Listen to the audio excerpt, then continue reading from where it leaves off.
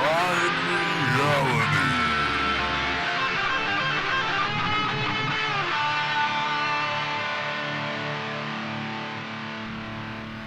Hey everyone, welcome to Ringside Reality for July 15th, 2016.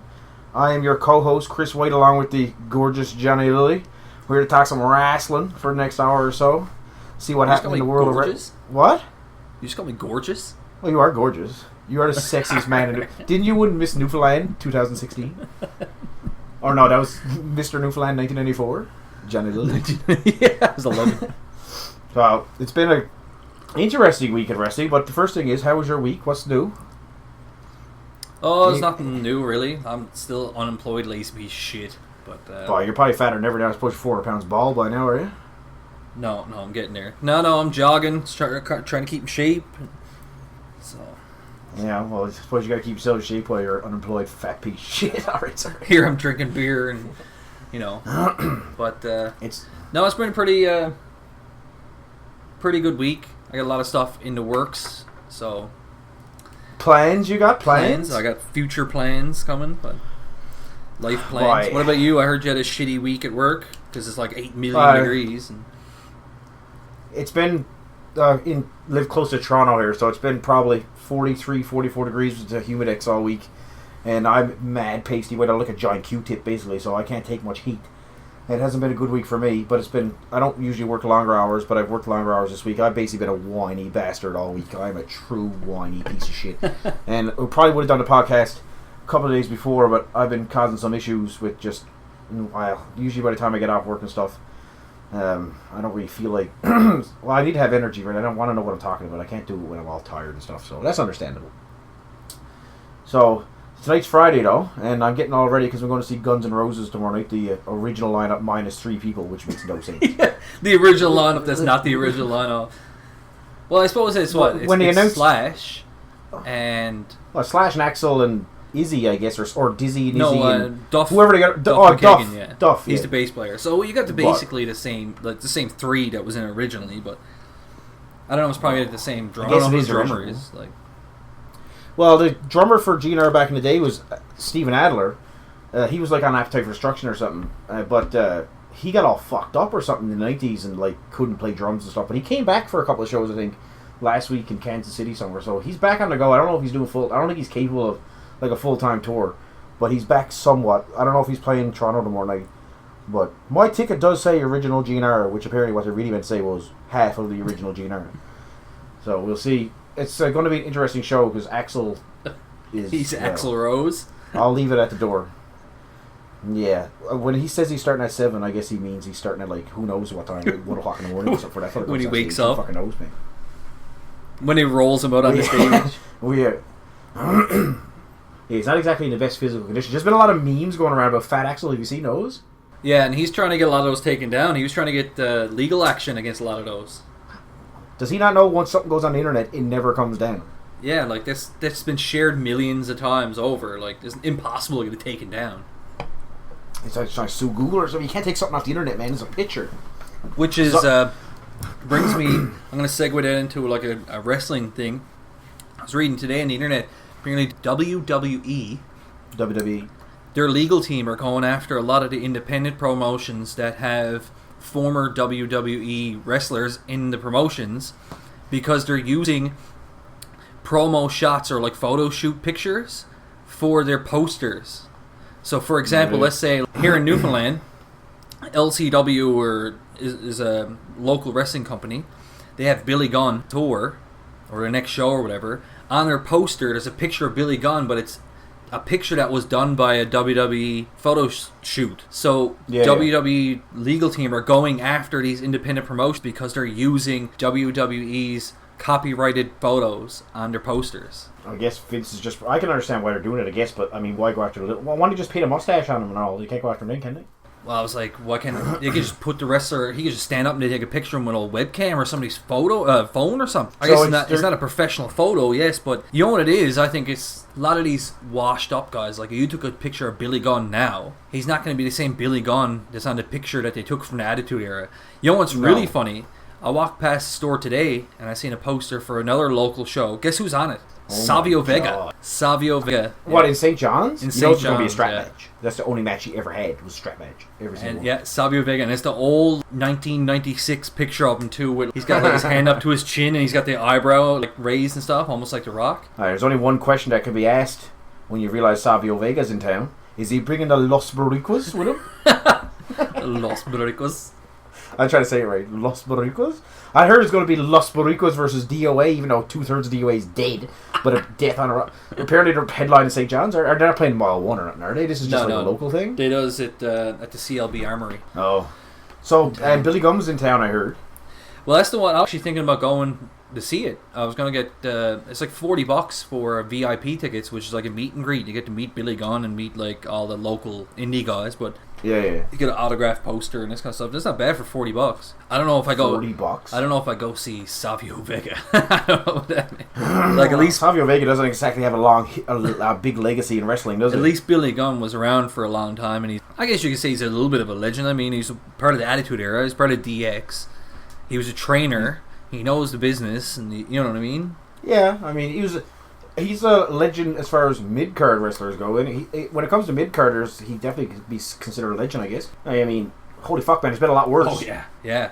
Billy Gunn was never like much of a wrestler or anything, but I mean, and not only that, his Fame Master is still freaking being used. So I'd still put Billy Gunn probably up there where they put the Godfather into the Hall of Fame last year. I don't know. I'd put him up on the same pedestal as the Godfather. Yeah, like all those guys like Billy Gunn and Godfather and D'Lo Brown and all those. They're all Val Venus. They're all kind of like just like they helped carry the fucking Attitude Era. Really, when you think about it, like, without those guys, you know what I mean, it wouldn't have been so big. I don't think they did a lot, and they don't really get a lot of credit for it. Yeah. So yeah, I'm thinking about going to see it. I wouldn't mind actually meeting Billy Gunn. That would be pretty cool. Didn't Billy Gunn tell you off one time? No, that was Earl Hebner's son. Remember, he tried to get in a fight with me. He tried to climb over the fence and try to fight me. You guys, I didn't even say nothing. That was somebody else.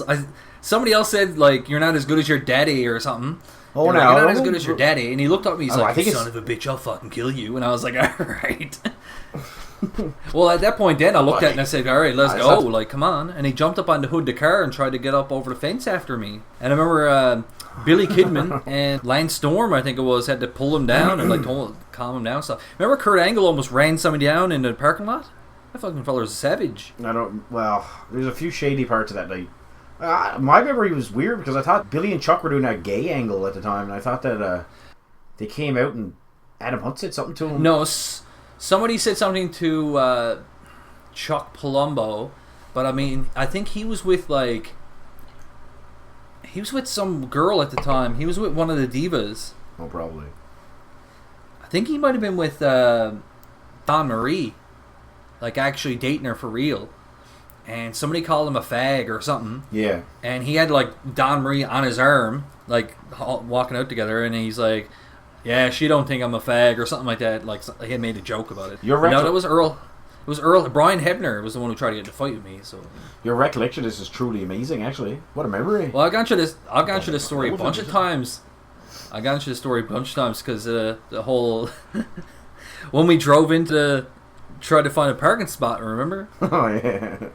Well, we tried to drive into the wrestlers' entrance, and everybody crowded around the car. All the fans did because they thought we were wrestlers because they couldn't see who we were. They just seen a car pulling up, and the security guard comes up and knocks on your window, and he rolls the window down, and he's like, and who are you? And you're like, I don't know.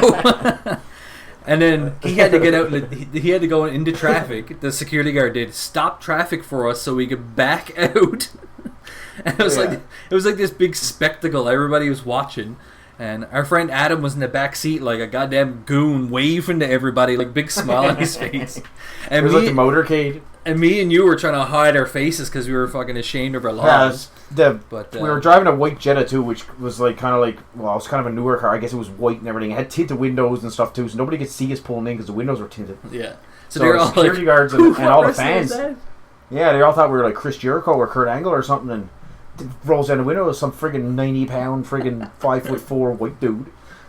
And well, I remember you saying, you're like, why didn't you just come up with a name, like anything? You could have just said, like, when he said, like, who are you? And I just could have made any like name Vince's up in the world, nephew really. Or something. We were saying, remember? We're like, oh, we're Vince's nephew or his second cousin or something.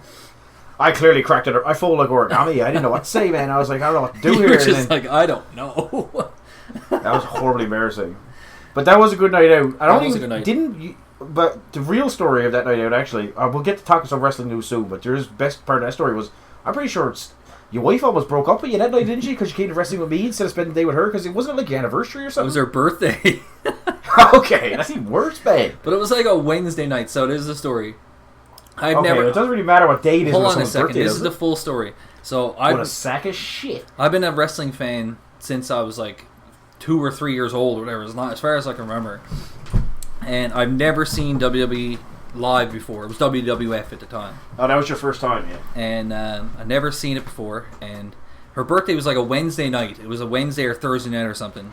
And you call me up, and you're like, you want to go see wrestling tonight? And I was like, well, boy, I got, no money and stuff. I was a bit of a fucking sack of pee. I was a piece of shit back then, too. But you were like, no, I'll like pay for your ticket, and I'll give you a ride in and ride back out. And I was like, well, holy shit, man, that's kind of almost too good to pass up. So I said to her, I was like, listen, it's a Wednesday night. We weren't even like living together at the time. She was still in high school. I was like, it's a school night or whatever. I think, well, it was in July, so it wasn't a school night, but you know what I'm saying. And I said to her, I was like, you mind if I go? Like, I've never seen wrestling before. She knew it was a big deal to me. And she was like, yeah, whatever, we're going to have a party a weekend for it anyway. So I went into town with you guys and went to see wrestling. Now, fucking 15 years later, and I'm still hearing about it. She still brings it up all the goddamn time, man. You can't get away with that stuff with women. She's always like... That's a bit of a... She's always like, you remember that time you left me on my birthday? You remember that? Well, because that's a bit of a foggy story. I don't remember the transaction being so smooth as that. Like, I can remember you having to fight and battle a little bit before. You didn't just like hop in the car and like, oh, let's go. Stacey was like, bye, guys, standing in the driveway, like, have a good night. I don't think that happened. No, she was just, well, she said, she was like, oh, well, it's my birthday. I was like, yeah, but like... Well, was it worth it is the question. Yeah, for sure. Oh, totally. Well, you ended up marrying her, so I guess you didn't do anything too wrong. So it all worked out for you then. I can hear about it for a little while. I mean, big deal. I still got to see wrestling. I mean... But when you say a little while, actually, you mean 15 you know what, years though? later. You know what, though? That was a big night because we seen Rey Mysterio that night, and that was before he actually debuted on TV, and we got to see him wrestle. How do you remember all this shit? What? How do you remember that? Because it was a big deal, man. Yeah, but, like, I mean, it's a house show, but, like, I've only been to, like, 3 house shows, but my recollection of house shows are always just really foggy because it's, like, dark in the arena, and it's just kind of like, everybody wins is predictable. You got, like, I always kind of have trouble remembering matches at house shows because nothing actually happens. You don't shoot an angle. There's not, like, but you remember everything. No, I can't remember fuck all about that. I remember Rey Mysterio because I remember he wasn't on TV yet, and I remember he wrestled, and I was like, holy shit, man, we got to see him wrestle before he even, like, debuted. No. That must have been in, 2002, I think I had the Jetta down there. Yeah, I think the main event was, like, Kurt Angle against Edge. That's a good match, isn't it? I think that was the main event because I can sort of remember Edge doing the 5-second pose or whatever it was, or the 3-second pose. Oh, he was still doing that thing, was he? Yeah, I think he was doing that. He did it with the Newfoundland flag or something. Aww. And if I remember correctly, because I remember a couple things about it, and I remember seeing Albert or A-Train backstage, and I yelled out like he was down below us. We were above, and he was down below the stairs, whatever, and I was like, A-Train! He looked up at me and gave me the finger and walked away or something like that. But I tell you, it sounds like to me, like our recollection, this is what it sounds like. All the wrestlers that were in Newfoundland, A, either didn't want to be there, or B, were just horrible sacks of shit as people. Total dicks. Nobody treated as good. No. I thought people that were famous were supposed to be appreciative of their fans and take care of them, sign autographs, take pictures. Yeah, and I don't know if it was a long tour or something. Everyone treated us like shit. Maybe it was a long tour. Or maybe they just didn't like our face, you know what I mean? Like, well, it was probably like one of the last ones of the tour. I mean, you don't come to St. John's like really. I'm assuming that's probably near the end, wouldn't you think? Because it's kind of east coast of Canada, so they're not flying from like St. John's and then flying to Manitoba somewhere. You know, they work their way across the country. Yeah, they probably just flew from like Halifax or Charlottetown or something. Yeah. Like that. And here we are. Isn't it amazing how we're still here 14 years later? Still talking. And we're doing this shabby old podcast together, talking about wrestling. This is funny, yeah. Oh my, we never grew up. I'm still a virgin. I still live in my mom's basement. I'm in my mother's basement now, but I never had sex in my life. I forgot to tell you about that. That's the truth, harsh reality of it all. Alright, well, I guess we'll get to like actual wrestling news, will we? Don't talk about, or I guess we could talk about, let's just get Raw out of the way quick. like I said to you, Raw was, like I said to you, if it was normally a piece of shit, this was a pile of shit. This is the worst Raw. I don't know if it was the worst Raw of all time, because there were some bad Raws like 20 years ago, but or more than that, 22, I don't know, man. It was pretty close. I gotta say, I was it was horrible, disinterested. Horrible. None of the matches in the first hour, especially. Man, I remember texting him. This is probably the first hour Raw ever had ever. It was a mid-card jobber battle royal to start off, which Darren Young won, which is alright. I'll give it that. Darren Young wanted to give him a bit of a chance, but couldn't he at least toss someone out? He didn't even win. He just sat in the corner. So mate. It had a shitty inning. Then they had, I don't even remember. What was next? Apollo Crews. I can't remember. That's so fucking horrible. Apollo Crews against somebody. No, he was in the battle royal. I don't even fucking remember. They had Fandango or Breeze Dango or Bandango or Vondango or whatever the fuck they're in. Ass Mango, isn't it? Mango or something. I don't know. They had them versus the Lucha Dragons, which was absolutely horrendous. Like that's a main event or a superstars match if there ever was one. I guess you could say basically you don't even have to name the people. Just say it was a bunch of fucking jobbers for the first hour, and no angles were shot or anything. It was just jobber central. It was basically like watching fucking, what did I call it? Monday Night Shotgun that's Saturday night. What it was. Yeah, Shotgun Saturday night. Like, it was horrible. So that went into the next hour. The next hour started off with kind of a funny thing with Seth Rollins and Roman Reigns. That was like, I've seen that bit so many times on late shows because I watch a lot of late night TV. That it didn't really do, like, it was creative, I guess, in a way. The show says I just seen it so many times. Like, Conan O'Brien used to do that back in like the early 90s and stuff. It was funny. It was the best thing on the show. I chuckled a little bit just because it was blatantly that, like, the backgrounds were changing and his shirt was changing. Like, it was blatant, right? Yeah. It was okay. It was pretty funny, but that is what it is. What happened after that? Did that just, what happened? Who came? Oh, Ambrose came out. Ambrose came out and, like, you know what? They tried so hard, and they were trying to cut the best promo, and I gotta give them credit for that. But I just don't care because I don't like I don't care about the Shield. Like, they're supposed to be the stars of the show and people that have been made in the last 3 years, the superstars. But they're still, all of them, every one of them, even Seth Rollins, who's a good wrestler, every one of those guys is missing something. Like, if you watch John Cena at the ESPYs a couple nights ago, you'll see what a superstar has. And you watch Dean Ambrose and Seth Rollins and Roman Reigns, and you'll see they're just not at that level. So these are the guys that are carrying the show. But once again, nobody has really that star power to them. And I don't really care about it. Like, the Shield thing's like, how... We were talking about this before. How this dates back, what, 3-4 years to Shield, I guess now? How long has it been? When they broke up? 3 years, maybe? No, like to when they started, the whole Shield thing. I think the Shield like, debuted like 5 years ago. 4 years ago. Well, it was like 2012 or something, wasn't it? Well, yeah, 13 or 12 or something. And it's been, what, 2 years since they split, I mean, maybe I don't care if I'm in the fucking minority or not, really. I'm just not interested in it. This is their big program. So, you got a problem when they're... This is me speaking, but when your big program is not drawing me in... Like, it's torture. Watching Raw is fucking torture. I actually had to sit there. Because I do a podcast now, I actually want to watch it just to see what happens. I'm not entertained in the very least. Seriously, I'd rather watch fucking Housewives of Atlanta. I don't even like the show. I hate it. I hate it, Raw. I actually thought like I was being tortured by the fucking Taliban watching this shit, man. It was the worst TV show on... It was the worst show on television this week. The worst show. 19 midgets and counting and all that shit. And nothing on this, man. It was horrible. That's all I gotta say about Raw. The one thing that everybody was supposed to be like... Raw. That I thought was supposed to be a big deal, which kind of fell flat, was the fact that John Cena wasn't there. So when the club beat down Enzo and Cass and John Cena came out...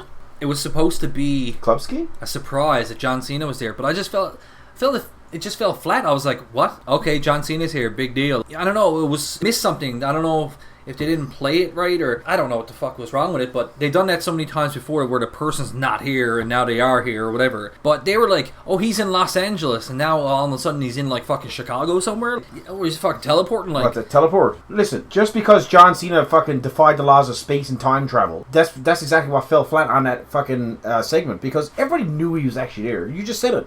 How many times have they done that? He's not in the building, and then they come out. As soon as they said he wasn't there, because you know why I knew it? They never said it once. Usually when someone's not there, they just go, he's not in the building, and they drop it. They kept saying it like 3-4 times every 15-20 minutes, and I was like, okay, he's obviously there. They wouldn't keep bringing it up if he wasn't. Well, anyway, continue. One thing I read one thing, speaking about AJ Styles and what you were just talking about, the main card. The rumor is that Vince has soured on Roman Reigns as the main guy. He's looking at AJ Styles and Seth Rollins as the two main guys. So I got a funny feeling that you're going to see in the near future Seth Rollins turn face, and it's going to be a AJ Styles Seth Rollins thing going forward, I think. Yeah, well, I get. Is that a rumor or like as a source? It wasn't really a reliable source. It was like one of the dirt sheets online, but it was just a rumor, right? That Vince is soured on him just because he wasn't. Oh, wow. They're saying he's not happy. Well, I think it was Meltzer was what they cited as the person who broke the story, but whatever. Pro Wrestling News, I think it was, or something. Yeah, I'm not sure. What they're saying is that he soured on the reaction that Roman Reigns was getting at first. So he still decided to put the belt on him, still decided to run with him. Then he gets this wellness policy right before the draft, which was they're really building towards. So, I mean, now they got one of their main stars, quote-unquote star, not even on the draft next week, which is going to hurt him, obviously, right? So I don't think he liked that too much. I think he felt really slapped in the face that they were building this thing and he dropped the ball with it, right? You got to look at it this way. I mean, John Cena's a huge star for last 10 years or more. Has he ever had a wellness violation? No. Guys like Randy Orton have, and Randy Orton's same kind of deal, man. He's never been really given that face of the company spot. Yes, he's been in the main event, but he's never really been the guy, in my opinion. Just because they can't trust him. And I mean, a lot of guys are like that. Jeff Hardy was the same deal. Rob Van Dam was the same deal. These guys, as soon as they get a wellness violation, yeah, they might get the title for a little bit, but they're not being trusted with the ball. Like, they're not going to be able to take the ball and run with it. I mean, if anything ever happens to Roman Reigns and he has to leave the company for a little bit, they probably won't even take him back because he has a wellness violation and they're afraid he's gonna go back on the juice or wherever he's on. Well, case in point, Kurt Angle. I mean, he's been begging to get back for 3-4 years, and every time he tries to get back, you read a report how Vince and Triple H and Stephanie and all, well, the McMahons, think he's too risky to bring him back because of his history of PEDs and fucking banging hookers and stuffing them up the ceiling or whatever the fuck they think he's actually doing, which is not really. I think he's cleaned up by now, but because in 2006, for 5 years, I think he said or something. Well, that's what I mean. Like, Vince don't forget shit. I mean, but the thing is confusing is Vince will always do business with people no matter what. So it kind of strikes me he wouldn't come back. But yeah, I don't know. Like, souring on Reigns. Like, the thing is, if Vince is any kind of a promoter still, and I know he's in his 70s and he's not what he used to be, but this is something that Vince would have taken and capitalized on. So part of me thinks he will do it. He's not that fucking far gone. He's going to come back as a heel. He got to come back as a heel. Now, there's all this story going around that he's going to come back with the redemption storyline, which is horrible. That he's basically going to come back. And I don't want to spend too much time on Raw. Like, I just want to get that out of the way. Because I fucking hate it Raw. And like I said, this is torture for me to even talk about. I feel like I'm being punished. But this redemption storyline, blah, that's shit. I don't know. I don't even care. Again, I don't care about Roman Reigns. Like, it's actually like, it's a chore to even talk about that fucking guy. It's a chore to talk about everything that happened on Raw. Alright, one more thing about Raw now. Let's talk about the ending.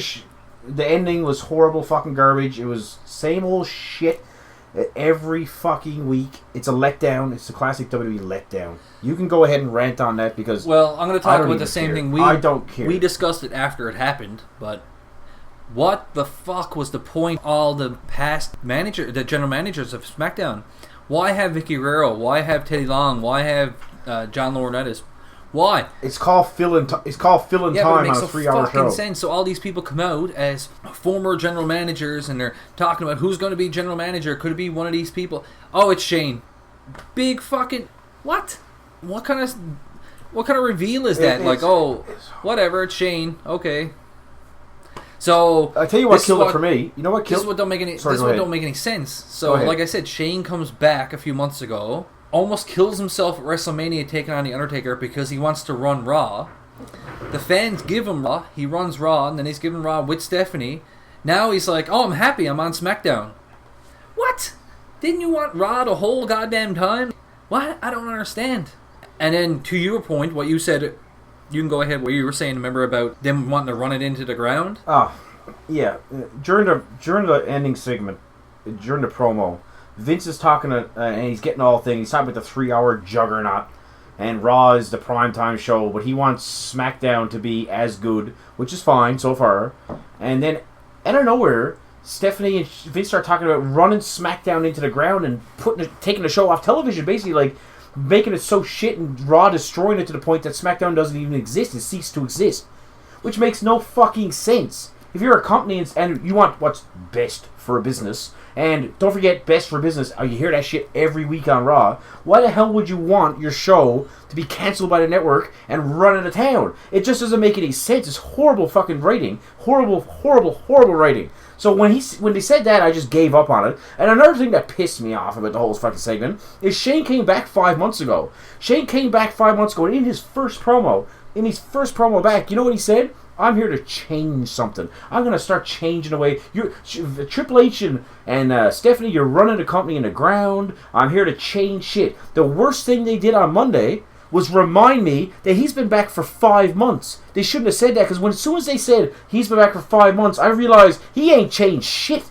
Everything's been worse, actually, the last 5 months. So they're going off this change that Shane McMahon's bringing. Hey, man, he's been back for a half a year, and I'm looking at my fucking watch saying, actually, it's been the same, if not worse, for the last 5 months. So why the hell should I believe that Shane McMahon's going to go to SmackDown and change anything? The dude's already been here. Everything's still the same. It's crap. Because especially with, like, fuck off. Wrestling fans know that Shane's not a writer for those shows. Shane's an on-screen character. He has nothing to do with the shows.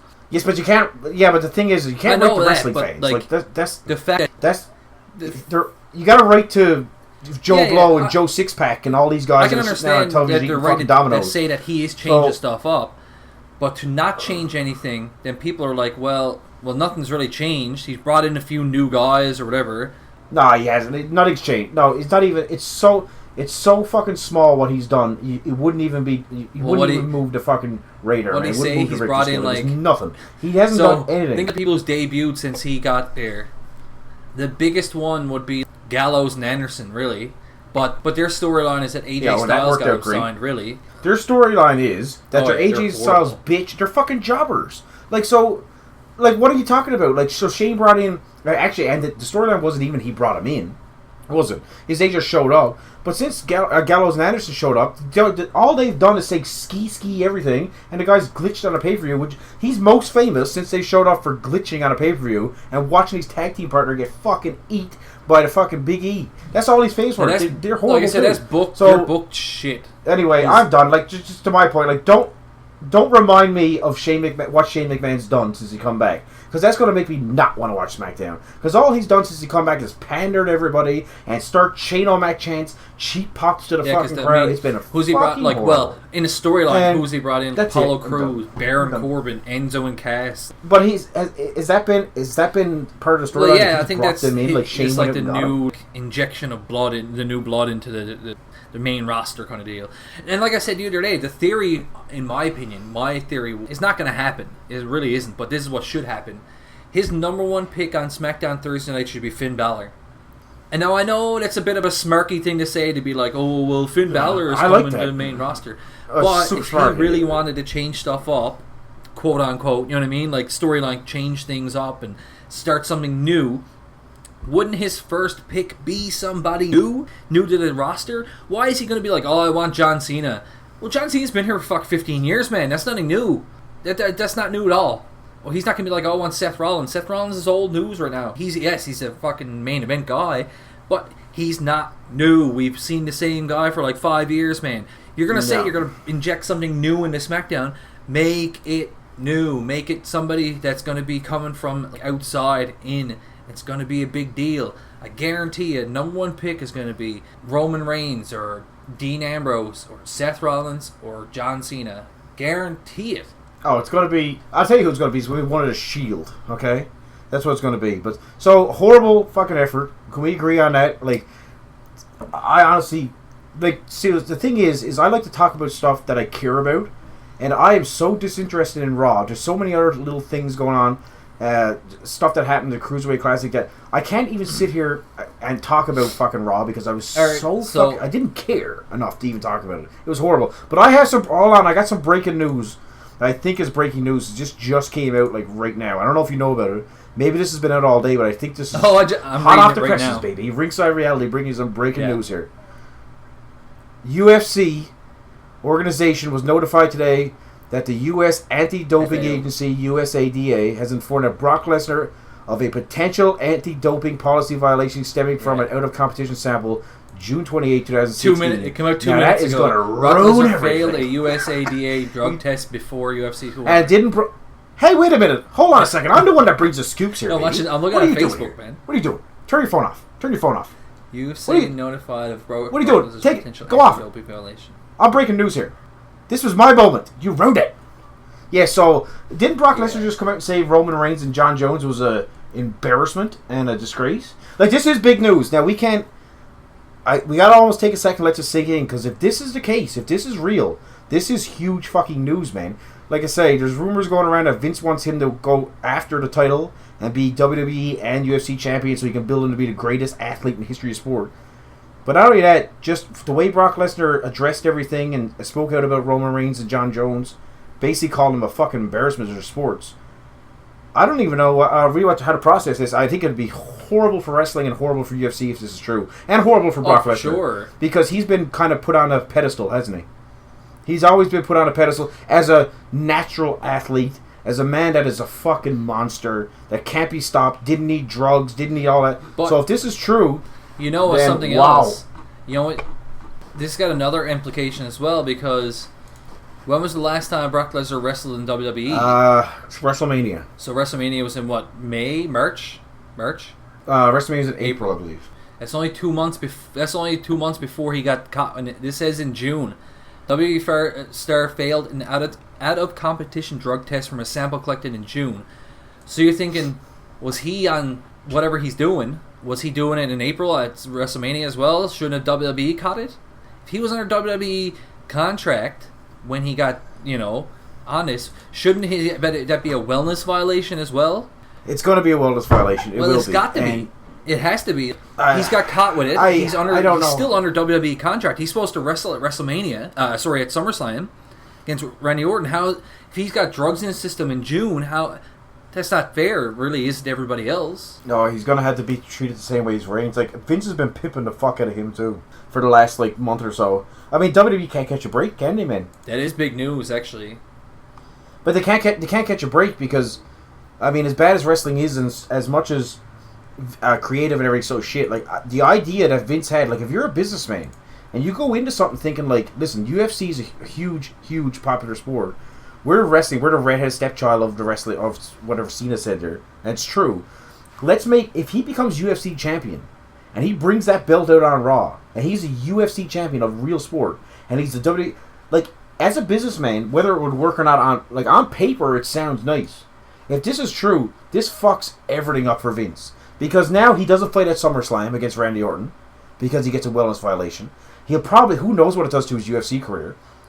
And everything that's happened in the last 2 months with Lesnar coming back and beating fucking Hunt is all gone out the window. And not only that, I know a lot of things about sports, and I know especially baseball players, Sammy Sosa, Barry Bonds, Mark McGwire, Roger Clemens. When you get a violation, it stays with you. It doesn't go away. So everything, the worst part is when your legacy's left behind, all people will remember, as good as Brock Lesnar was, is that he had a doping violation. Look at fucking Ben Johnson.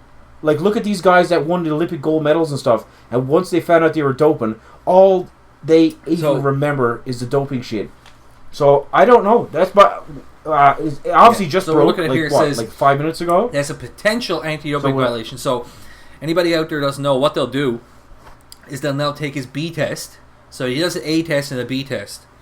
So, they'll take his B test and they'll retest his other sample to find out if it's also got something in it. So John Jones, for example, when John Jones got caught with his, they tested his B sample and it was also the same thing. Now, he was caught with estrogen blockers. That's what he was caught with. So, for anybody out there who doesn't know, estrogen blockers are taken when people are doing steroids, when they're coming off a cycle. So, if you do a cycle of steroids, your testosterone goes through the roof. It goes way high.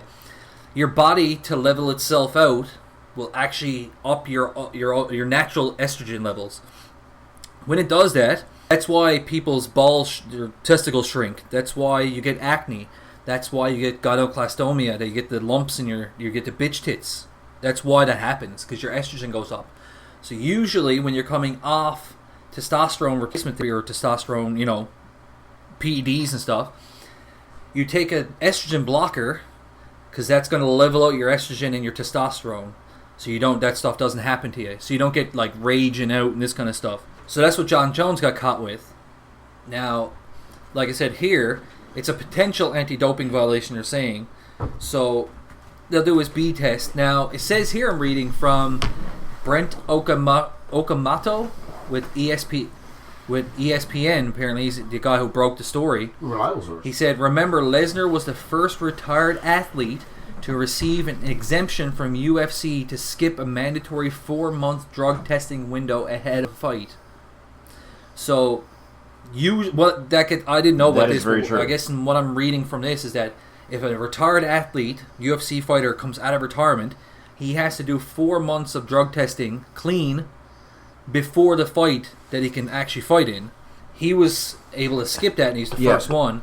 Now that he's able to skip that, and he tests positive, that's never going to happen again. Obviously, the UFC is fucking kicking themselves now for even letting them do it. Well, they made it like that was the exemption, not the rule. Obviously, how they go about their business normally, but the UFC was also kind of in need of a big fight for that show. They had a couple of big fights, but you know what I mean. It's UFC 200, and I think they did all they can to make sure that fight happened. Maybe it's a lot of stuff. I hope he's clear. I hope it's not real. Like I honestly, it says potential, so there's also a chance that it comes out that it's it was a false positive or something like that. But I mean, usually when they come out with that stuff, I listened to Joe Rogan's podcast today. He had Chael Sonnen on it.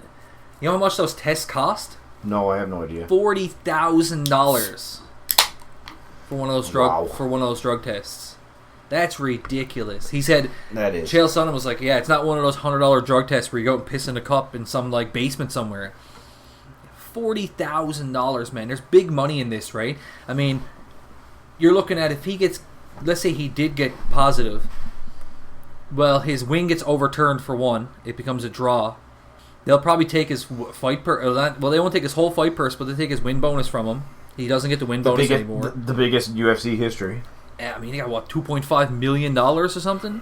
That's fucking ridiculous, man. Pales in comparison to the $150 million Floyd Mayweather got to fight. Yeah, but still, that's huge for that sort of business. $2.5 million for one fight, man. Like, and I mean, if he gets his bonus taken away from him, it's got probably a big chunk of money. I mean, and he's going to get fined. They're saying it's like potential $5 million off pay-per-view buys that he'll make.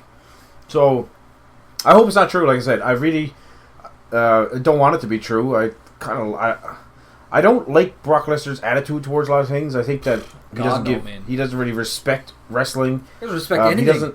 He really doesn't. He doesn't talk to people.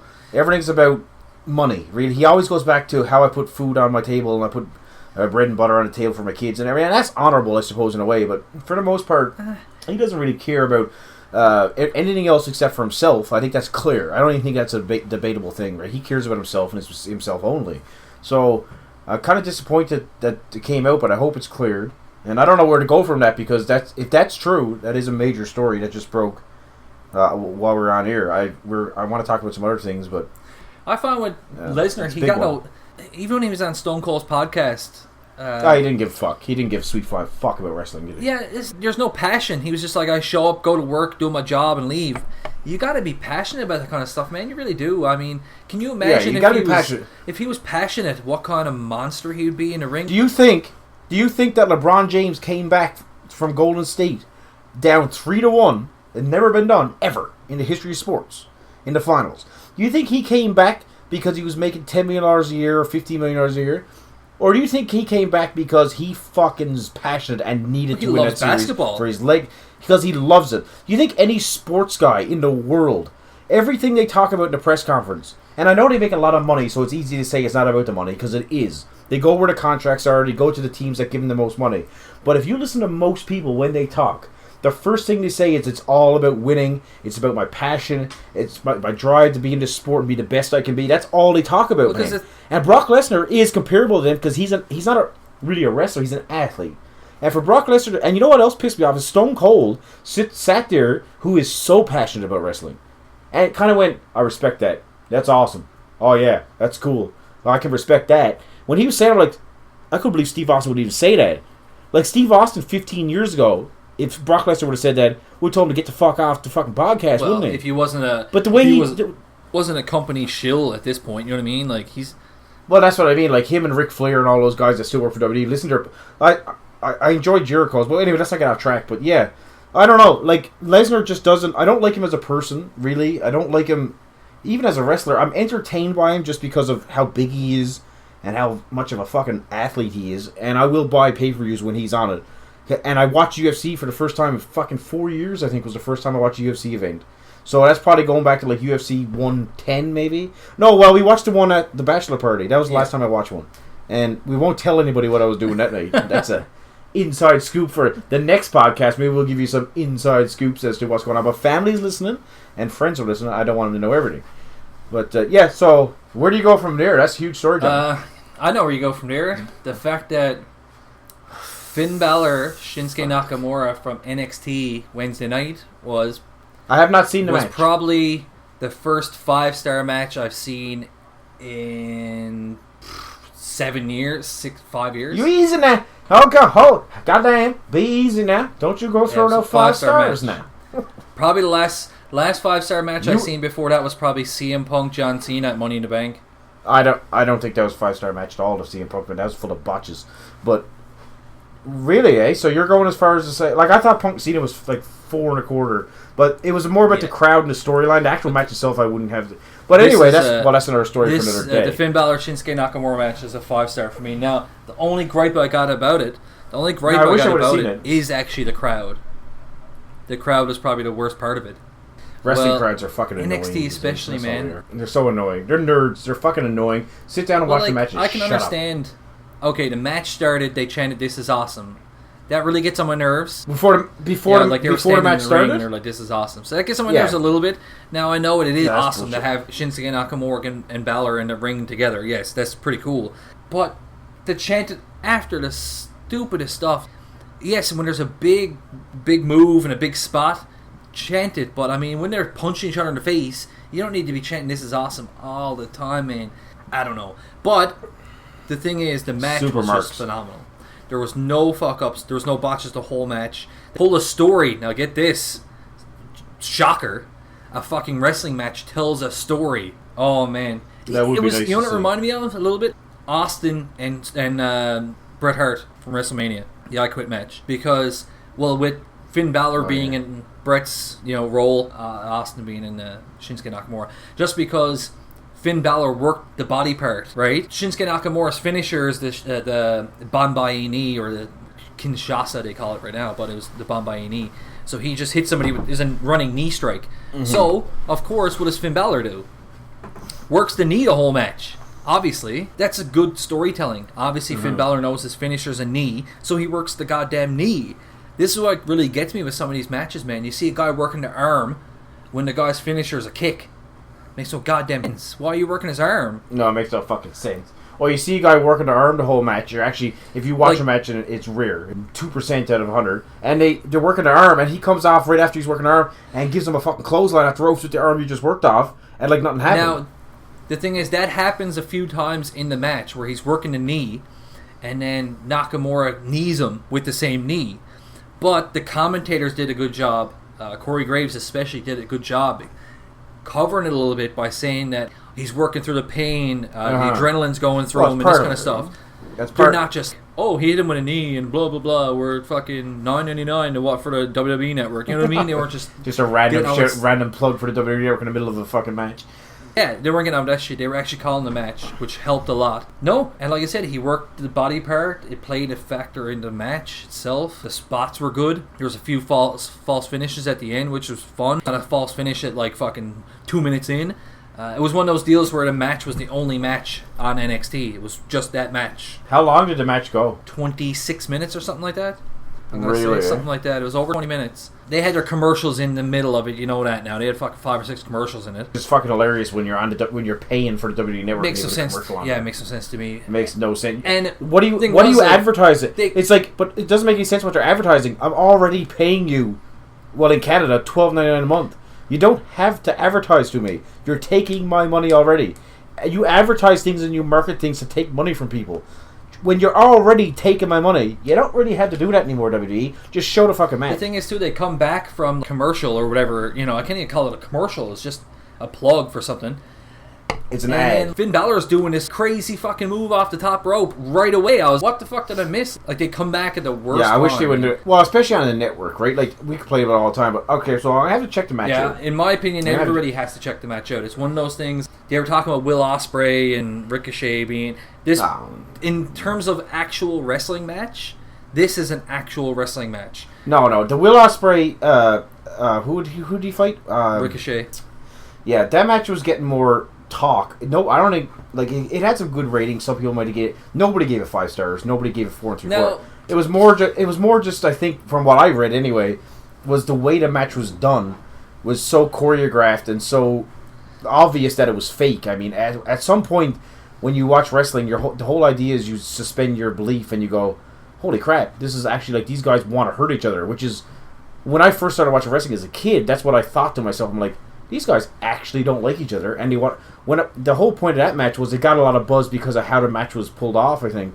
But what you're talking about is a totally different 100%. If the match that you're talking about is the way it is, if it actually is a wrestling match with high spots, working a body part, some groundwork, work outside the ring, everything that a wrestling match has, if it is the way that you say it is, that is 100% complete opposite of what the Ospreay Ricochet match was, which was one thing, basically a choreographed dance where they randomly hit each other. So it's a totally different thing. Like, just so many different kinds of wrestling. This is my opinion, obviously. I'll check it out. I mean, you could see it.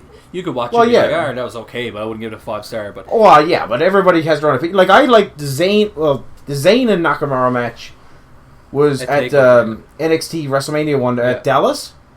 Like, that was a good match. To me, that was like wrestling for 2016 anyway, Wrestling 101 basically, because the days of coming in, working a armbar, putting him in a headlock, wearing him down just a little bit, you put him in a headlock, you put him in an armbar, you put him in a leg lock, you work the body parts, then you do a couple of high spots, you go in, you start punching each other, and then you work into like suplexes, and then at the end you do your finisher and win. Like, those days of wrestling are obviously gone.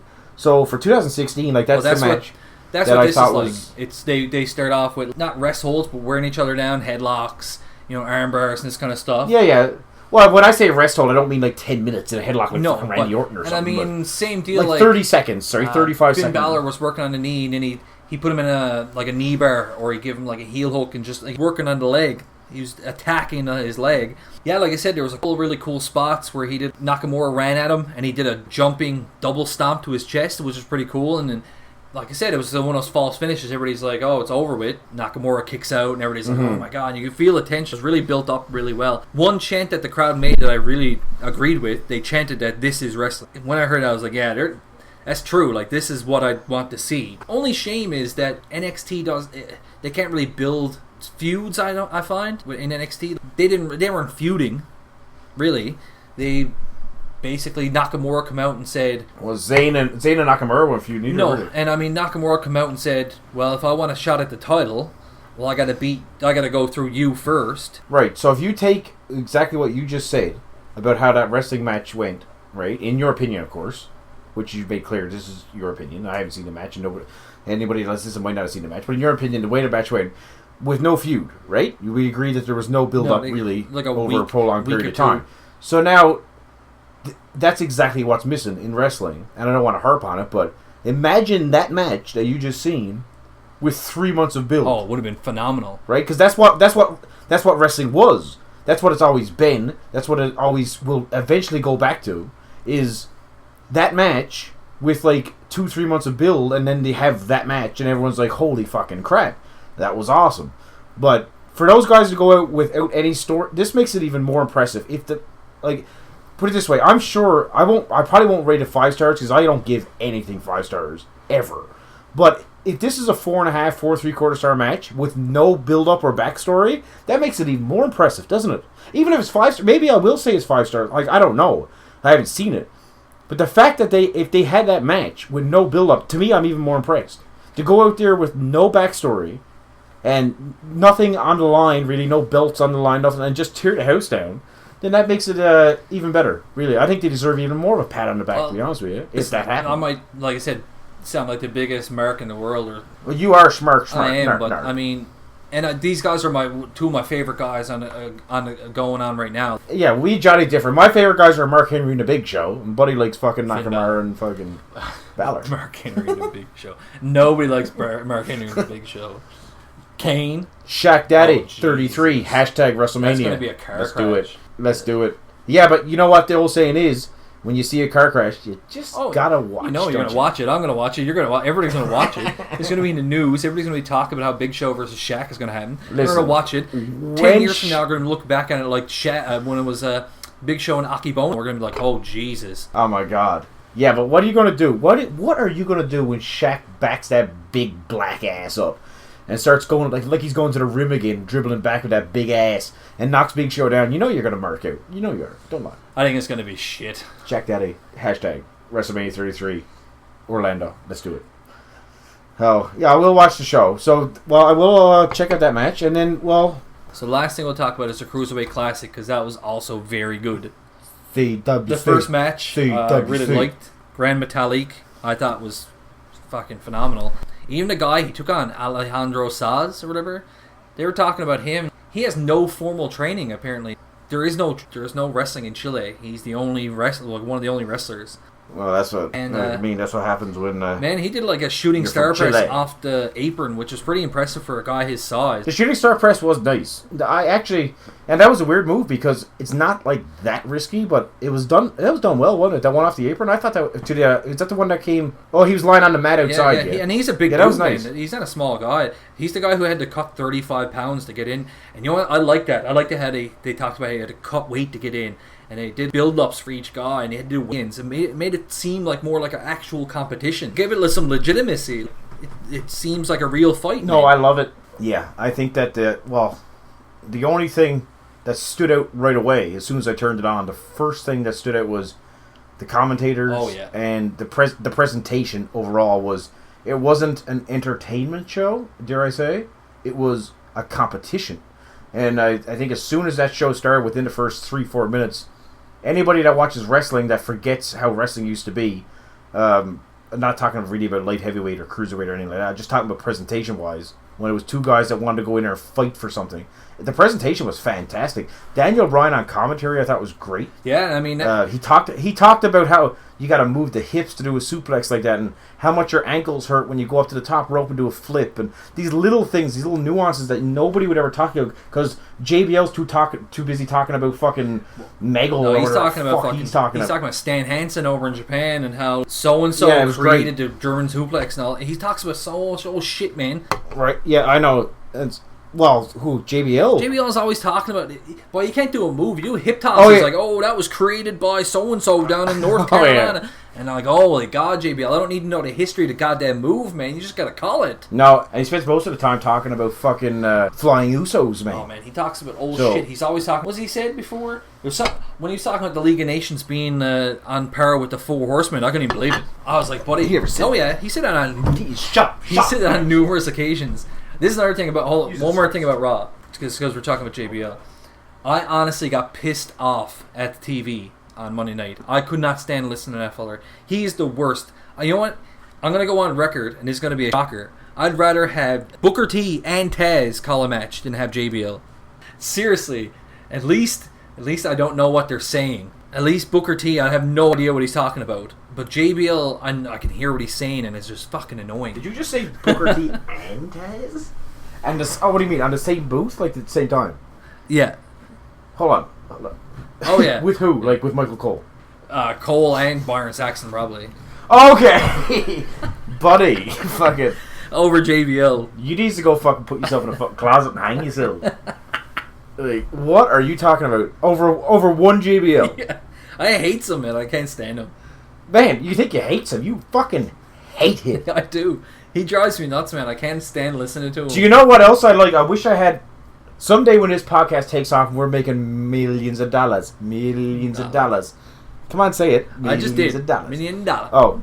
Well, you said it kind of low, but okay, I'll give you that. Someday when we're making millions of dollars, what we're going to do is I'll be able to have the ability to put any clip on at any time, because I want to hear JBL right now, just for you, say, what's up, what's up, what's up, doing the R-Truth thing, because when R2 comes to the ring and JBL's doing that what's up, I want to fucking kill someone. I know. I want to go on the streets and I just want to gun down. I want to climb a fucking clock tower with a newsie and blow everybody the fuck away. I hate it. But, okay, well, I don't hate him as much as you appear. I hate him. Like, I actually do hate his guts. Oh, I can't. I don't know about... I agree with you that he's horrible. Oh, man. Alright, so we'll move on. CWC. Boohoo Lun versus Arya Daivari. Now, this match here, I know I'm already... See, yes, and this is the thing. This is why I'm I'm a merc, too, like you wouldn't believe. Because I can't even watch an hour of good wrestling. Like, good wrestling, with good commentary, good presentation, referee raising their hands, having a little chat to the wrestlers before the match, safe fight, shake hands, all that. Very good presentation. And I don't even know the characters. That's the worst part. I don't even know who these people are. And I still can't sit through an hour of fucking wrestling without getting pissed off. So, that's my fault. I'll take the onus on that I am truly a fucking spur. This Daivari guy comes out. This Hoo Lin or whatever the fuck his name was reeked of fucking jobber to me. As soon as the match started, I was like, he's not even that good, first of all. But he had no charisma of him. So this Daivari guy comes out, and I hate him. As soon as he walks out the curtain, I fucking hate him. I'm like, this guy's got something going on here. They do this little handshake thing. He's playing the heel. The crowd is giving him mad, real heat. Not X-Pac heat. He's giving him real heat. And he's a wrestler, though. He's not so much of a high flyer. He's a wrestler. And that's when I realized the direction they were going. They're booking people that just high fly. And the guys that do more of the wrestling will lose, even though this is the only problem I've started already. I'm such a merc, trust me. But this Daivari guy needed to win that match. He had 100% unequivocally more charisma, more presence, and probably more skill. And he lost to Hoo fucking Lun, or whatever the fuck his name was. Ho Lun was his name. Santa Claus is fucking covered that fucking Rant. You're not the only one that agrees with that.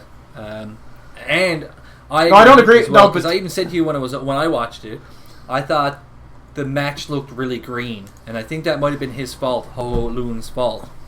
He looked really green. I just felt that each sequence was really looked off. Taz on his podcast, apparently, what you said, he felt that Daivari should have won. Who?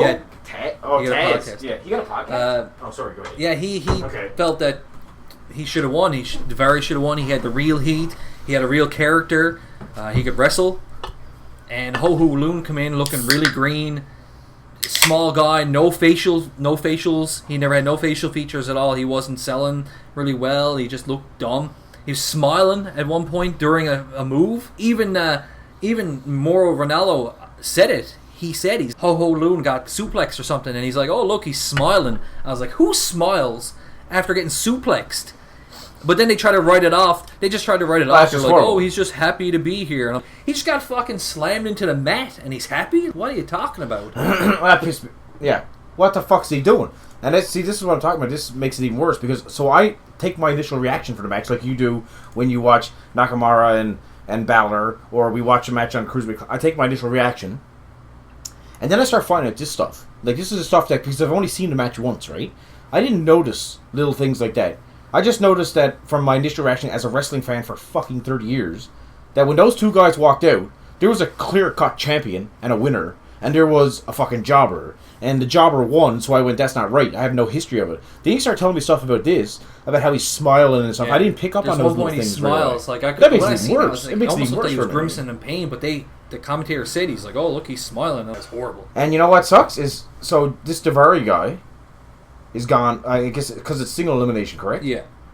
So he's done. So anyway, we'll move on from that. I don't agree with it at all. But once again, I think that the feel I got from the show, and I like the show, trust me, I'm not shitting on this show. I'm a disgruntled fucking fan of wrestling these days, and I'm being tortured by the product, but I'm not disgruntled. It was the best show I've seen in a while. The matches, there was some stuff I didn't like. The matches were really short. I hope they extend it to 2 hours instead of 1, because they didn't have enough time to really do anything, and I think they will when it gets down to the final 8 or something. But yeah, I think the next round... The only thing I noticed was... The next round they should do... What? If they're going to keep it an hour, the next round should be 2 matches. Well, that's what I mean. Like, hopefully they start getting more time, basically. Whichever way they go about it, the format, it could be an hour or 2. As long as they get more time to actually tell a story in the ring. But I kind of picked up on, there was a few guys that were like just basically flips and cruiserweight, classic cruiserweights. And that's a different thing for some people. I like cruiserweight action. It's not my favorite kind of wrestling, but I do like it. But I thought the way they were going was, it's whoever's basically the most acrobatic and can fly around the most is going to win the matches. As opposed to the guy that comes out with a story and a character. And I'm pretty sure, even though I've only seen it one time, and I watched the whole show, that's basically where this is going. Is it's going to end up being the final. Put it this way: the final 8 people will be whoever out of that 32 can do the most fucking moonsaults and do the most fucking dives, 360s, and fucking swantons. I don't know, because they got Cedric Alexander. They're going to win as opposed to the other one. He's anybody who watches Ring of Honor would know who Cedric Alexander is. He does a few flips and stuff. He's not really crazy. Is he the black guy? Yeah, but who did he fight though? He fought that like Clement fucking guy. He was a fucking loser. Clement Patot or something? The French guy? Yeah, like so. Yeah. But what I'm saying is, all I mean is, the direction it's going to me is Cedric Alexander, if he's more of a wrestler, he won't make it. Like, he's just past first rank because he fought Clement Patriot or whatever the fuck he's name. Well, I tell you who's going to win. I can almost tell you who's going to win right now, probably. Yes, we know who's going to win. And that's who I'm going to... Kota Ibushi. Kota Ibushi's probably going to win. They're talking about him. He's the golden star. Like, he's the golden star of Japan. If anybody don't know who he is, I know who he is because I watch New Japan, but he's a big deal over there. Daniel Bryan talked about it. He said, he's 3-time Super Junior Heavyweight Champion. And he took on Sean Maluta, though, but a lot of people are talking about how that match with Sean Maluta's coming out party. They were saying how that's really, he showed himself to be an actual contender. Not contender, I mean, that way, like a fucking main event star, but he can actually put on a show with a person like Kota Ibushi, be a good match. Like, that was a good match, man. Yeah, he did. It was the best match of the show, I thought. And Maluta's mad green. Yeah, I thought it was the best match of the show, the last one. So, I mean, he's got probably a pretty big future ahead of him. He doesn't really look like a star to me, but I'm sure he could do something. But he's got something going on. I mean, I don't know. He's got the whole Samoan heritage thing going on, but Kota Ibushi looks like a star. Anybody that's Samoan is basically cursed. Is cursed to me. Like, if you come in and your gimmick is you have any kind of Samoan in your bloodline, save The Rock and you're fucked. Yeah. Because Vince has done that to death, this whole Samoan thing. And like I said, you take The Rock out of this equation, and you add up all the numbers, equals shit show. Nobody ever makes it. If that's what he's going to rely on is, I'm Samoan and my old man was fucking Afara or whatever the fuck his name was. Wrong. Horrible. But yeah, Ibushi, how do you pronounce it? Because I don't know the... Ibushi? Yeah. Kota Ibushi. For the first... This is what goes back to how much Michael Cole and JBL suck. That was the first time I seen them, and those commentators made me feel like I needed to watch the match. Yeah, you knew he was a star just from them talking about it. Exactly, and that's what's missing on Raw, is that doesn't happen. But I watched this show, and I had no idea. I heard of him. I heard of this guy, but I've never seen him wrestle. And 5 minutes in, these guys are selling him. And I ain't tuning off. I ain't changing the station. Because I'm like, well, this guy's a big deal. Listen, Daniel Bryan's talking about this guy. Like, he must be something special. And then, like, he's talking about how he got the hardest kick in the business and all that stuff, and how he's 3-time champion and stuff. And you know what I mean? I get invested in it. Even though I just met this guy as a viewer, like, 4 minutes ago? So, the lost art of that. So, it's going to be an interesting tournament. He's got a good look, too. Kota Ibushi looks like a star to me. Like I said to you earlier, when we were talking on the phone, the only thing I find about him is that he doesn't know how to speak English, so that's a big no-no. Oh, he's done. He's never going to make it as like anything. Like Nakamura can speak English fluently. He's good at speaking English. That's why I think Nakamura is going to be huge. Listen to me right now. Fucking put me on record saying that Nakamura is going to be huge in WWE. You give it 2 years from now. What's your definition? You give me 2 years from now, he's WWE champion. I guarantee it. He's going to be the first Japanese WWE champion. How dare you insult Yokozuna? That's why I had to think about it for a second. I was like, fuck, Yokozuna's not Japanese. Jeez, what am I thinking of? Fucking goddamn Samoan, babe. He'll be the first. So looking forward to the next. So the next show that comes up. Well, because Nakamura has. He's got a look. He's got the size. And you know what? You know when you have that. It's more like his movements and how he portrays himself. It's weird. He just got this. Yeah, he's just got a thing, and sometimes you can sit there and talk about stuff all fucking night and try to figure out what it is that people have, like what it is that brings people in. You know what I mean? Like, you can look at it with all this fucking assiduity and be like, oh, this is what brings me... But sometimes it's just it. And Nakamura has, like... I don't know if... something. Like I said, some people might look at it and be like, Nakamura, but... No, the first time I seen him, like, come out in NXT, like, the first time I was just like, huh. You know what I mean? I was just kind of like... Well, he's different. This is kind of right, he's different. He's got but in a good way. I was kind of like... The way he dresses and the way he acts and his movements and his posture and his style, everything's a little weird with that guy. And that's, of course, not a bad thing. So, in the next round, we're just talking about that fucking jobber, Cedric Alexander. He's not a jobber, I guess, but he's taking on Ibushi. Yeah, he'll lose to Kota in the next Ibushi. round. So, he's done. So, that's, it's pretty sad that World Wrestling Entertainment is the biggest show, but we've done it again tonight. And Cruiserweight NXT. Classic. We're talking NXT and Cruiserweight Classic, basically. Something to talk about. NXT, like I agree with you earlier, like NXT is one of those hit and miss things for me. Sometimes I watch it. Sometimes the shows are garbage. Well, man. sometimes I watch it. It takes it's like a couple of years ago, maybe about a year ago, I got really like invested in it. And when everybody started coming up to Raw, like I thought about the other day, who's come up from NXT in the last 12 months that's made a huge impact? And the only person I can think of that's actually come up that's made like an actual impact on the show is 3 guys. Enzo and Cass and Kevin Owens. And Enzo and Cass haven't really made a huge impact, but they're fighting John Cena at a pay-per-view, so they've done something right. But aside from those 3 guys, everyone else they brought up has failed. So now I'm like reluctant to watch NXT because I'm like, they're just going to bring them up and fucking ruin them, right? Like, what's the point, really? If these guys are not going to be anything, like I'm basically watching them be something in NXT, but I know they're just going to get destroyed when they come up to the main roster. We talked about it before, and I mean, what the plan was for NXT was that they weren't supposed to be called up to the main roster unless they had a few months of storyline written for them, which is obviously not the case when you look at Apollo Crews and Baron Corbin, who come up, or Tyler Breeze, who come up to this main roster and they didn't have anything for them. They were just fucking floundering, doing fuck all. Oh, the boys fuck suck. Sami Zayn come in, nothing. I mean, yeah, he's in a few Owens and stuff, and he's a good wrestler and yada yada yada, but he's not really doing anything. No, he's just waiting to get eat by Owens. And Cesaro come up, I mean, that was long ago. He did come up from NXT though. Seth Rollins technically come from NXT. He was the first NXT champion, Seth Rollins was. Yeah. All of them come from NXT. I mean, Rusev and all these guys come up from NXT, but you're talking about in the last like year or so. Well, I'm talking about like since NXT became a thing. Well, a major thing, yeah, like since NXT became like a thing that it had its own takeovers and it had its own pay-per-views. Yeah, like it had its own life of its own. All that stuff beforehand is fine, but that's no different than coming up from like FEW or whatever it was, or FCW, or OVW. Sorry, OVW, yeah. Right. So, but since it's become a thing, the trend I'm noticing is that it's just going ass backwards. They basically leave NXT, come up, and you know what? They're fucking killing Sasha Banks for me, man. I know. Her promos are so scripted. I know. It's so forced. It's like watching fucking paint dry. Like, it's actually like makes me fucking eyes rain just watching her. And I'm like, how are they doing this? They're killing Sasha Banks. So once again, I don't want to harp on it too much, but yeah, the Cruiserweight Classic, NXT, all that stuff is good. Like NXT's okay, and Cruiserweight Classic, and my opinion would be, if you need to leave anything, is check out Nakamura versus Finn Balor.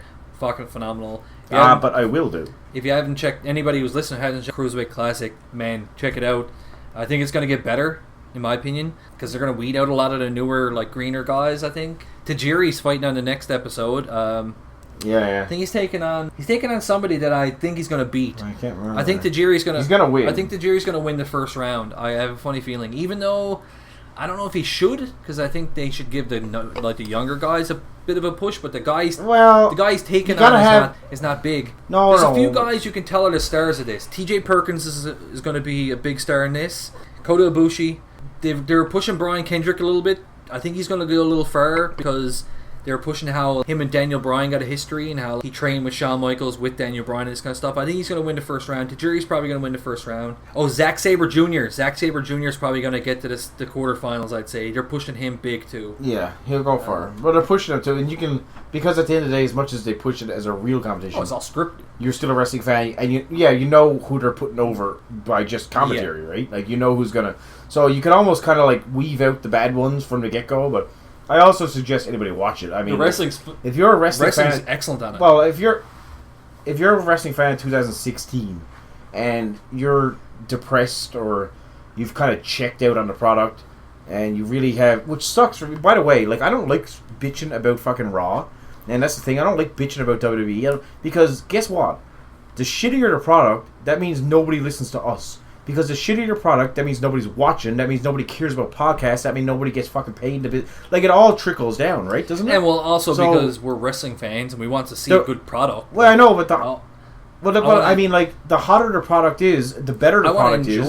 The more people want to listen. They want to listen to podcasts. They want to go and find, like, they want to start getting more into. Like, when we first became fans, we want to go on the internet. We want to find out more. I mean, the better the product is, the better it is for anybody else. If you had podcasts in 98, 99 on wrestling, let's say there were podcasts in 98, 99. Yeah, if you had this podcast, you'd have tons of people listening because everybody was a wrestling fan. Exactly. So I don't want it to be that way. I want it to, like, I want wrestling to be good. I don't come in here and shit on fucking Raw, even though it was horrible, steaming pile of fucking crap. I don't want to come here and shit on it because I'm happy about it. You know what I mean? The better it is, the more people will listen to a podcast or listen to a show, and it's better for everybody. But Cruiserweight Classic, sorry, I just went on a tangent because that fucking Raw was horrible. But check it out. I mean, it's going to get better, like you said. I think I don't see it going. I don't see it going the opposite direction. It's not going to get worse. It's going to get better. Like, the matches will get longer. You're going to get longer. You're going to get big matches. You're going to get, like, say, Kota Ibushi versus Zack Sabre Jr. You're going to get T.J. Perkins versus Grand Metalik. You're going to get these big matches. Well, you're going to get fucking Diesel versus Mabel at SummerSlam 95 if you're really looking for a classic. Well, you know what I mean? You're going to weed out the kind of, like, the crappier guys. You're going to get the big stars facing each other in this tournament. That's the whole point. It'll be better. You'll get to know, and as time goes on, you'll get to know everybody better.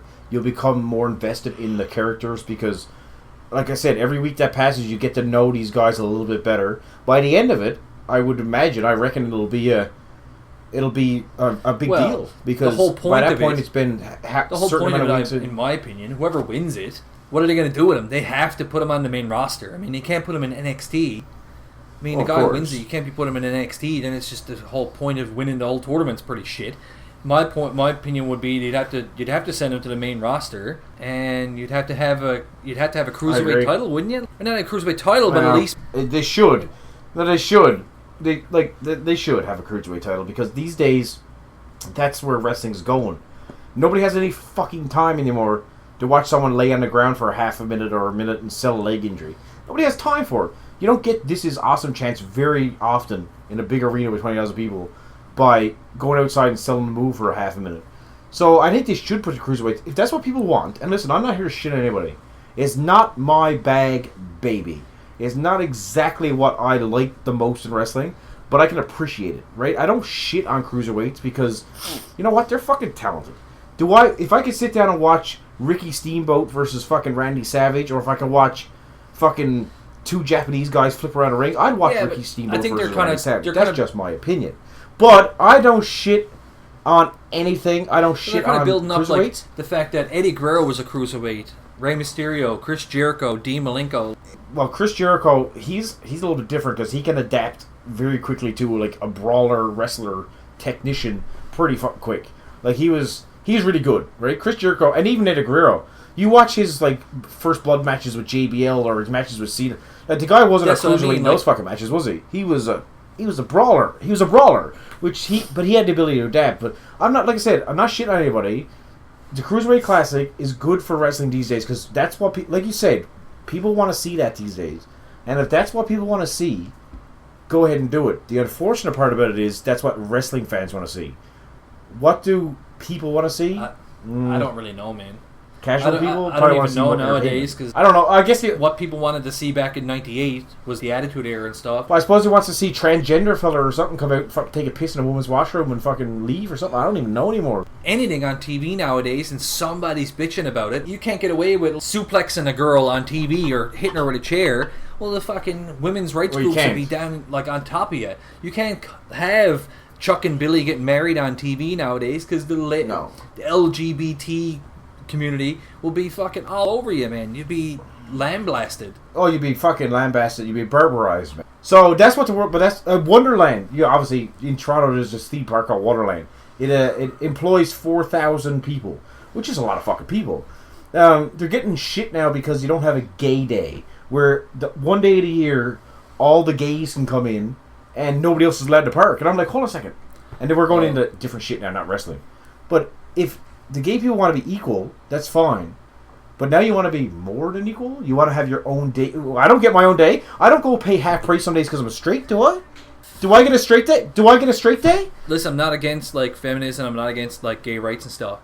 But the fact that they can get like somebody can say something like that. Somebody says something like that really, really gets to me. Ringside Reality needs to be clear right now because we're going into a subject that's got nothing to do with wrestling. Is that I am not sexist nor feminist. I'm not against LGBT people. I'm not at all. That's not what I'm talking about. That's not what you're talking about. I'm assuming. No, I'm not at all. I'm just saying that everybody should be but equal. What I'm saying is, I don't care if you're is that the whole point of in the 80s, especially when AIDS came out and all that, and the 90s when gay people came. The whole point wasn't the gay movement, we'll call it, was to be equal to us. They wanted to be treated the same. Am I not right? Was that not the point? They wanted to be treated the same as straight people. Okay, you won that battle. 10 years ago you won that battle. You were pretty much equal. Gay marriage became legal in most of Canada. It's legal in many, many, many states in America. You've won the battle. You're now equal.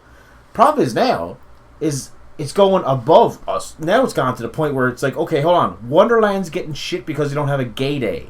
Or Pride Month lasts a whole month in Toronto. The whole month of July in LA, New York, and Chicago. It's all a whole month of it. So that's what I don't understand is you've already won the battle, haven't they? Like, at what point does it become like, now we want to be treated better. We want to have our own days. We want to have our own theme. We want to have our own day. Like, I don't understand at what point do you stop and go, we've won. Let's back away and just let's fucking say we have victory. Because right now I feel like I'm the less. If you're not gay, I'm lesser. Like I almost feel like I'm the fucking one. Like I'm the gay guy in the 70s now, walking down the street with bell bounds, getting fucking bananas thrown at him on Yonge Street somewhere because I'm queer. Like that, it's all gone. It's gone reverse. But you probably should cut that last part off. That's mad gay, right, wouldn't it? It stays. Nobody's listening to this anyway. We got like 10 views on YouTube. By the way, Facebook, Twitter. Hold on a second. Am I gonna? Fucking government's gonna come find me, aren't they? I'm gonna be gay, right? You're on somebody's list here now. You're on a watch list now. All we need now is start talking about terrorism and fucking ISIS and stuff, and we're done. Listen, I'm 100% fan of Taliban. Okay.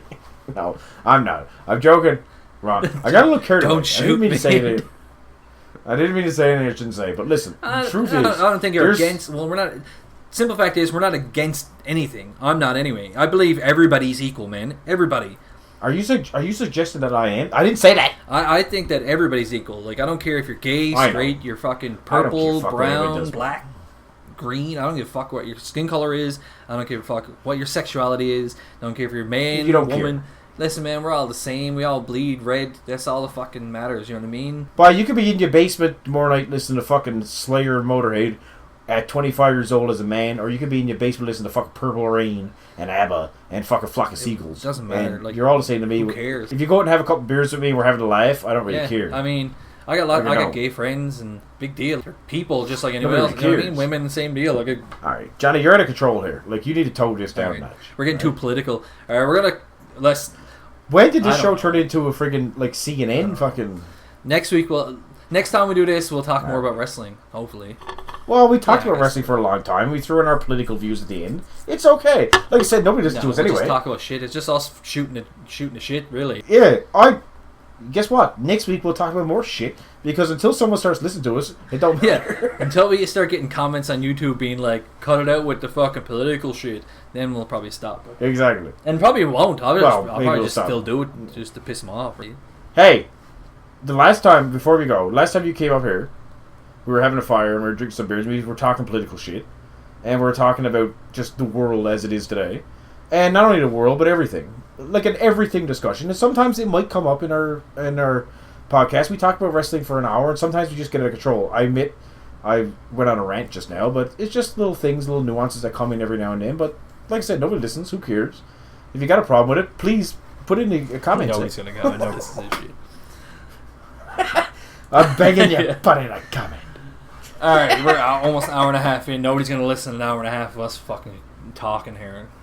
That's the best part. Nobody will hear the last 20 minutes because everybody's checked out by like. He just hears the 45 Brock minutes. Lesnar stuff and they're like, yeah, we're done. Yeah. Well, anyway, we like wrestling, so. All right. Well, yeah, that's Ringside Reality for another week. We'll probably do this again on Tuesday, hopefully. Tuesday? Hopefully. Yeah, because I will be home on Tuesday. We'll do it next Tuesday. Tuesday. Okay.